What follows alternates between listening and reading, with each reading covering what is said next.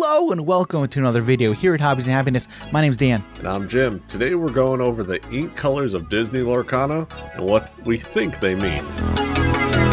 All right, so today we're, like Jimbo said, we're talking about the colors, the ink colors in Lorcana, and what Lorcana says they mean and what we think they mean. So this is a topic that we've kind of been talking about for a while. If you go back and check out our initial color video, we basically said it didn't really mean anything at the time because all that news was here's what the colors are named, and that was pretty much the news at the time. Do you remember that, Jim? Oh, yeah. I think people were making kind of a big deal about it, and we were like, we don't really think it means much. But we actually have some information about what the colors mean, and we've got cards to kind of back it up. So what we're going to do is we're going to head over to Lorcana's website, take a look at each of these individual ink colors, some of the cards, and we're going to let you know what we think about it. But before we get into it, don't forget, if you like our content, don't forget, hit that like button, and don't forget to subscribe and hit that bell icon so you can be notified whenever we release a new video. And if you're into Disney Lorcana, we've got a lot of Lorcana content in the pipeline, so be sure to hit that subscribe button. All right, well, the first color we're going to talk about is amber. Amber seems to be a pretty powerful color thus far. So again, if you head over to Lorcana's website, they do have pages for each and every one of the different ink colors, and this is what they say about amber. So amber glimmers are purposeful, patient, and dedicated. They're able to pursue causes and ambitions with single-minded persistence. They often work within communities, either from above as a leader or from within as a healer, bodyguard, or just a loyal follower. And they've shown cards that they've spoiled so far of Moana of Motunui and Stitch Rockstar, Stitch being one of the original D23 cards that they showed off last September. So Jim, when you look at amber and what they've said about this color, what stands out to you and what do you think of the color? So with the mindset of a Magic player, instantly jumps out to me of this is the color white from Magic. They care all about the people in the community. They care all about the people as a whole, and they just want to push forward together. It states exactly that. Whether you're the leader or the follower or the support, it just screams white to me. Yeah, I very, very much agree. And then if we look at a lot of the colors, if we look at a lot of the cards that they've spoiled thus far, one of the original ones that they showed off was Healing Glow, the healing action. I believe it was heal 2 damage from chosen character, if memory serves me correctly. And that was actually when that got spoiled. It was a lot in the community came to the conclusion of persistent damage, which turned out to be correct. But that was the first indication that this is going to be similar to the color white in Magic the Gathering. Now, Jim, we talked about this beforehand, but after reading that description and then going over the cards, the first Magic card that popped out to me when I read that description, Teferi's Protection. Like literally Teferi's Protection, going off of like all of those protection colors, the protection cards that they've seen. I mean, isn't Teferi's Protection like a perfect example of this color within the context of Lorcana? It is the ultimate form of protection in white. Absolutely. Absolutely. So one of the other things, everything. Yeah. Exactly. But it's really interesting. We were talking about, like, if we look at just every card that has been spoiled thus far, it really does give you that white vibe within Magic. You look at a card like Hey Hey, who, like we talked about, is an amazing card. We think Hey Hey is going to be played in just about every Amber deck because for that stat line, the ability, Hey Hey's going to be really good. And we'll touch on that quite a bit later. But I mean, control your temper. That is a white effect within Magic to me. Just every single card really spoiled in this color really leads us down that Magic the Gathering white archetype. And in each of these pages, descriptions, they show 3 characters at the bottom of each page. And the one that we see here that we don't have any information on yet is Timon. I'm really interested what Timon does. But again, going off of that description, I do think Timon is going to fit within this color archetype with that support mentality. I don't know, maybe he's going to be feeding Pumbaa some bugs or something. I don't know. What if you had to guess, Jim, what do you think Timon would do? If I had to guess, all right, I could kind of see him being like, what's the one guy's name? LeFou? LeFou, yeah. LeFou? Oh, is that his name? All right, no, it is LeFou, but we were joking with LeFou. Oh, LeFou over here. Yes. He gets cost reduction, but rather than a cost reduction, I can see a stat buff to the boar. To the pig, or maybe even give him support. I don't know. I'd love to see it. Yeah, I don't know. I think either of those would be very good. So I'm excited to see what Timon does. But that is amber, and that's what we think. Amber's pretty much going to be synonymous with the color white in Magic the Gathering. The next color that we have is amethyst. According to the website, amethyst glimmers are wondrous, for this is the otherworldly ink of sorcerers, sages, animated objects, and other glimmers who use their special powers to achieve their aims. They are incredibly powerful when they have access to their amazing abilities, but may land in trouble if they're stripped of those or tap into power they can't control. So, Jim, when we read that, what do you think of the color amethyst and its applications in other games? So from Magic standpoint, I tend to think of spell slingers, and that tends to be in blue and red. So, and for Izzet, the guild in Magic, they are kind of crazy when it comes to their experiments. Yep. And they're just like, oh, if I know how something works, I don't want to do it. I want to just test the limits of these powers and see what happens.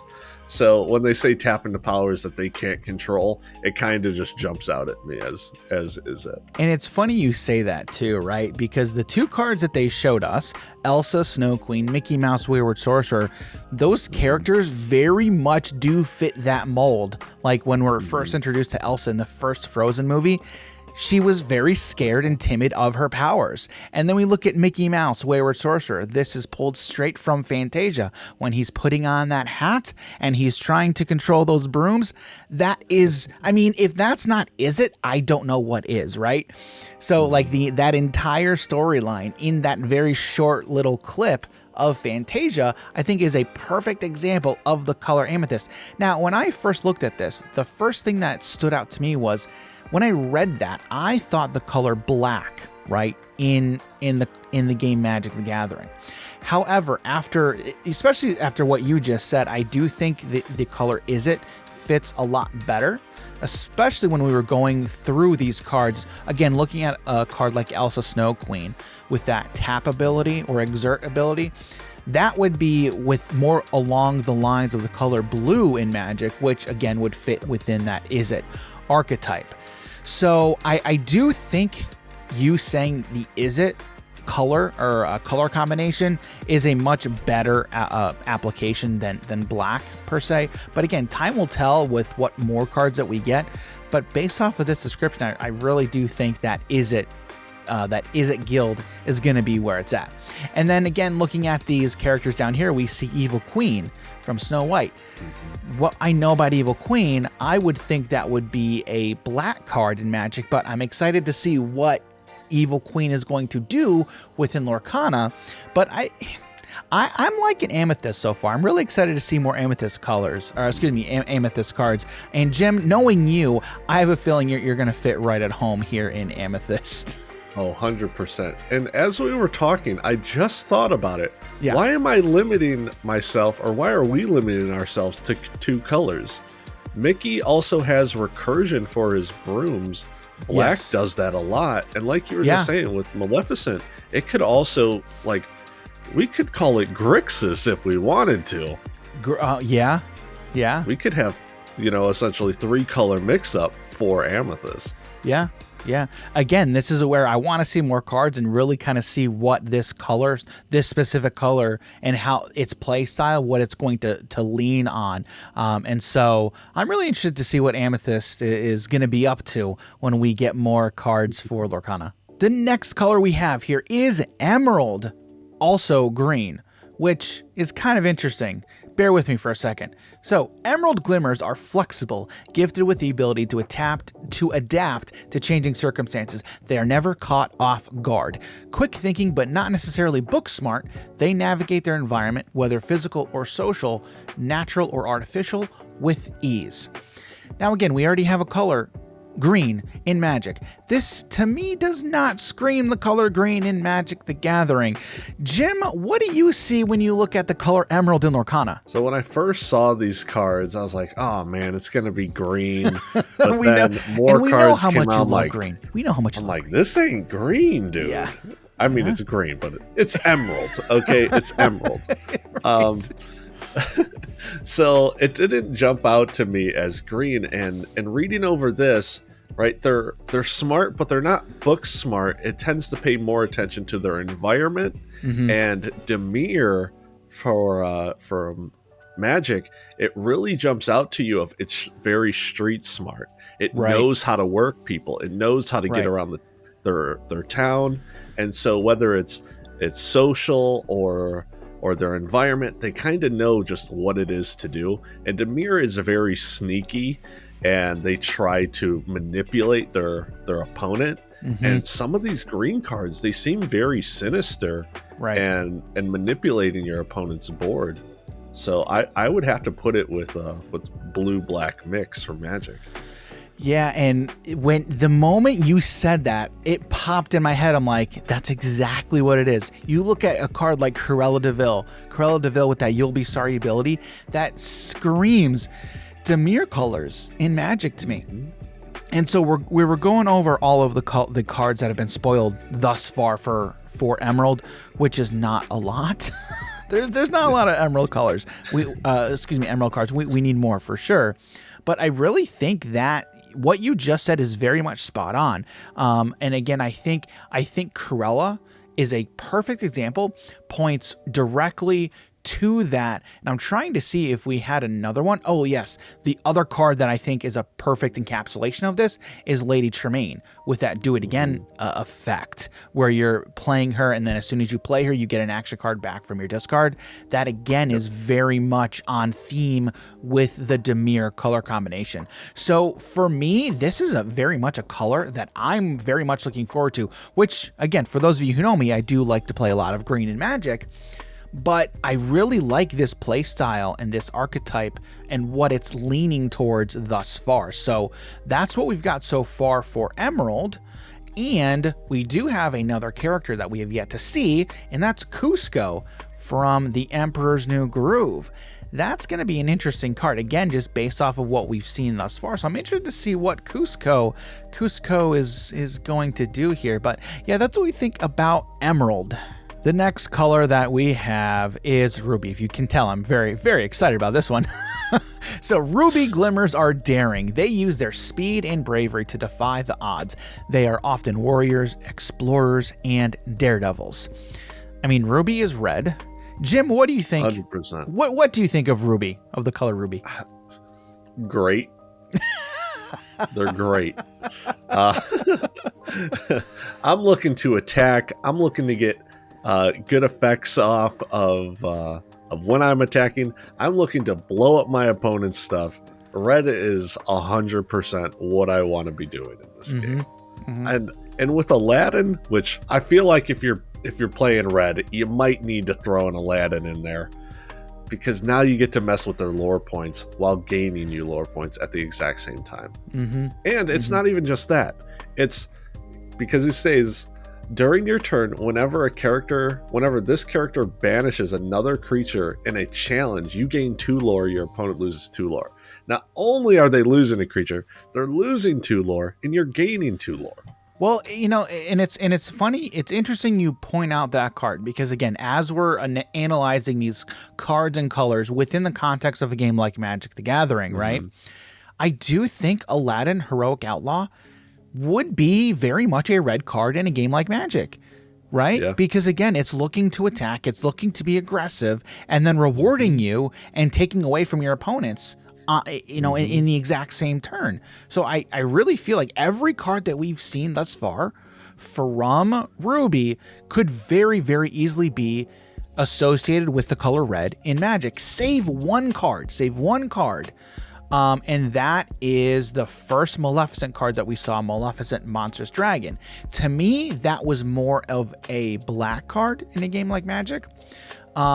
If we saw this effect in Magic, it would probably say something along the lines of deal X amount of damage to certain characters. You don't typically see a lot of kill spells or destroy effects in the color red, but I know that they're out there.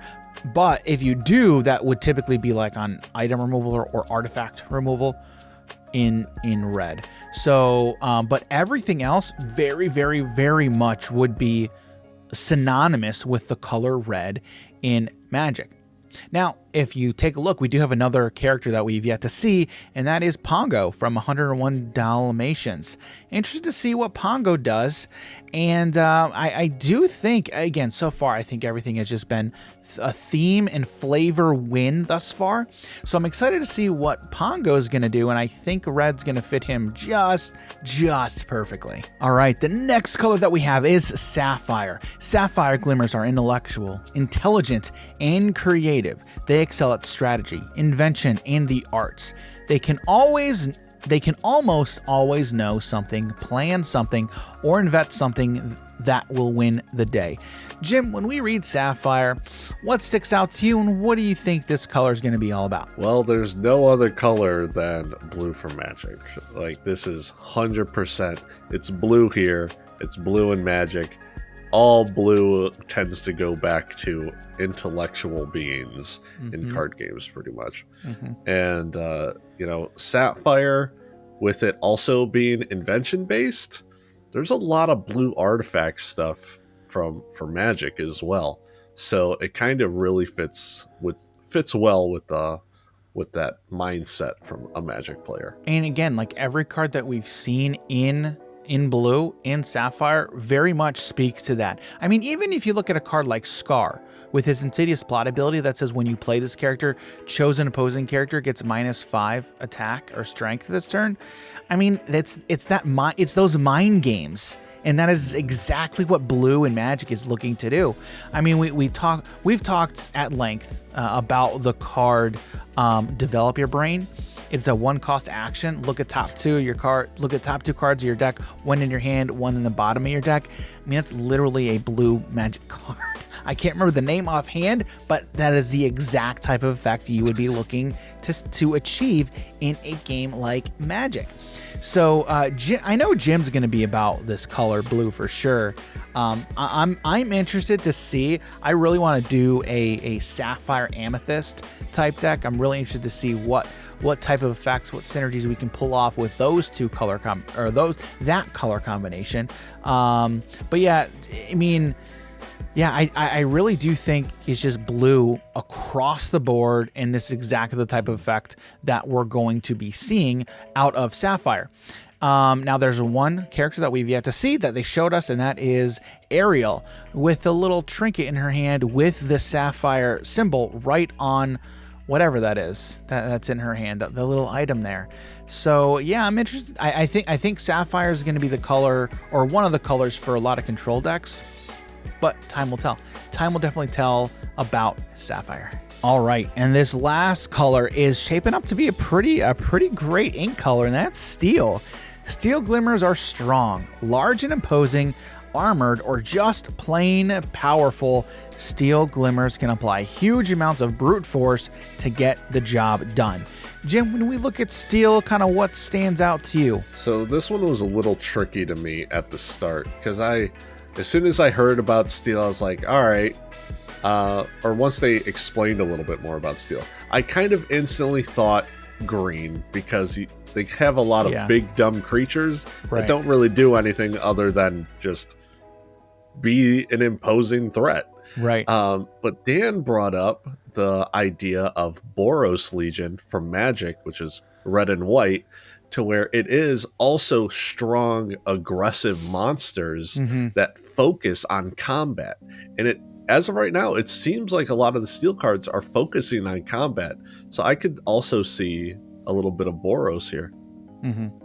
Yeah, and I just came to that literally before we got on this call, just thinking about it, because we just saw some new cards from Gala when we're recording this video, and the only direct damage spells that we see are in steel. So we have direct damage, we have a lot of cards, well, a few cards with the Challenger keyword.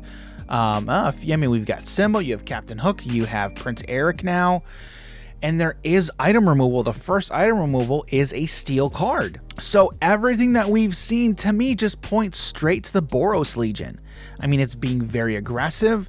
And again, this is another topic that I really want to look into as it applies to Lorcana, is what is aggressive? Because again, in games like Magic, where you're attacking, you're attacking your opponent's life total. Well, in a game where there is no life total, you're looking to gain lore. Or if you're attacking, is that being aggressive? Is that being aggressive when you are not looking to achieve your active win condition? So time's gonna tell with that one. But out of curiosity, Jim, like, what do you think of the color steel? Like, is it interesting to you? Is it a color that you can see yourself playing? Yeah, it does seem very interesting. And now that we know how the game's played, we know that creatures are just going to be extremely important versus like direct damage going to your opponent's face. Right. All right. So steel gives you a lot of board control. And so this could be another, just if you're looking to play a control deck, steel could be that option for you. Right. Because now you're looking to deal direct damage to the creatures since it doesn't go face. Your creatures get more powerful when you are even attacking your opponent's cards with the Challenger ability. But there's one thing I wanted to add here. Yeah. And if they don't do this for steel, I'm going to be upset. Okay. So we see the Beast banish an item card, right? Yes. What if they had you take an item card from your opponent, and it has to be in steel because it's going to be called steel. I steal your card from you in steel color. Oh, that'll be a flavor fail if we don't see one of those, right? It better be a thing, man. It better be a thing. Oh, that'll be interesting if we see that. I doubt we'll see it, but I like where your head's at. I very much like where your head's at. So that's what we've got for steel. I mean, so far steel really does seem like it's a pretty powerful color. And then again, looking at the characters at the bottom of the page here, we do see a Lilo. So a Lilo in space. So I'm very interested about this artwork and what Lilo is up to there. But I'm again, like, Lilo in space in the color steel. I don't know, it just seems a little out of character, but who knows? I mean, I'm looking forward to seeing what that card is. So that's what we've got for steel. All right, well, that's all we got for you today. That is all of the ink colors for the game Disney Lorcana. And we're gonna kick it to you guys. What do you all think? Do you have a favorite ink color? What's your favorite color combination thus far, based off of the cards at hand and these descriptions? What are you going to be playing? Jim, what colors are you going to be rocking, man? If you had to pick two colors right now, what would you pick? I'm going to be honest with you. I really don't know if I can decide. If I had to pick a main deck, yes, it's so difficult because instantly I want to jump to like red and blue. I want to jump to amethyst and blue, amethyst and red. I want to play steel and red. I want to play. There's so many things that I want to play. Yeah. Except for amber, which is kind of weird because I just don't think I want to do that. No, you don't think so, huh? I don't know. But I do think amber and steel would be really strong. Yeah, that's kind of what I was thinking too. Yeah. Because Amber seems strong already with protecting its creatures, and Steel's like, I'm going to kill your creatures with my creatures, but I'm going to be heavily protected. Right. So good luck. Yep. Yeah, so if I had, man, dude, now I'm thinking about that question too, and I don't know. Right? It's hard. It is, dude. Like, I think Amber Steel would be good. Amethyst Sapphire. I mean, I'm very intrigued with Emerald. I'm very, very intrigued with Emerald. 100%. Maybe Emerald Amber. I don't know. We just need more cards. We need more cards. I want to see more cards, and then I will still not be able to come to a decision. I'm excited. It's weird because I am excited about the color green. I mean, emerald in this deck, in this game. We got him, boys. We got him. You didn't get nothing. You didn't get nothing. All right. Well, again, we're going to kick it to you guys. Let us know in the comments down below what you think, what colors you're most excited to be playing. If there's a deck that you want to put together, let us know down below. And again, don't forget, hit that like button, hit that subscribe button so you can be notified when we release more Lorcana videos, and hit that bell notification so you can be notified right when those come out and you can watch them right away and give us your immediate feedback. So thanks everybody for being here. Looking forward to Lorcana and looking forward to making more Lorcana content just for you guys. All right, thanks everybody. We'll catch you in the next video. Take care.